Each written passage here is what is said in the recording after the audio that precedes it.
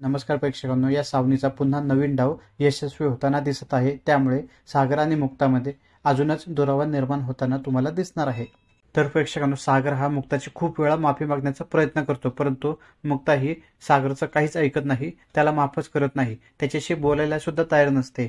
यानंतर हा सागर खूप दुखावतो आणि मग घराच्या बाहेर पडतो आणि एका हॉटेलमध्ये तो खूप दारू पितो आणि दारूच्या नशेत एकदम धुंद असतो आणि बाहेर आल्यानंतर गाडीजवळ थांबलेला असतो आणि मुक्ताचा फोटो घेऊन तिची आठवण काढत असतो की माझ्याकडून खूप मोठी चुकी झाली आहे, कसंही करून मुक्ताने मला माफ केलं पाहिजे. आणि तिथे गुंड येतात आणि सागरच्या हातातल्या मोबाईलचा फोटो पाहतात. तेव्हा ते बोलतात की काय कडक आयटम आहे.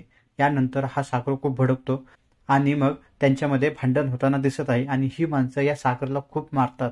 हा सागर इथं जखमी झालेला दिसतोय, परंतु दुसरीकडे मुक्ताला वाटतं की हा सागर सावनीकडे गेला असेल, म्हणून मुक्ता सावनीच्या घरी येते आणि सावनीला विचारते की सागर इकडे आलेत का. तेव्हा ही सावनी सागर इकडे नाहीये असं बोलते आणि या मुक्ताला सागर विरोधात खूप भडकवते आणि बोलते की तुमच्यामध्ये खूप मोठी भांडण झाले आहे ना आणि तू त्याला माफ केलं नाही, त्यामुळे आता तू त्याला माफ करावं. त्यामुळे तो हा सगळे नाटकं करतोय. माझ्यासोबत होता तेव्हा पण हा असंच करायचा. आणि या मुक्ताला या ठिकाणी खूपच भडकवते.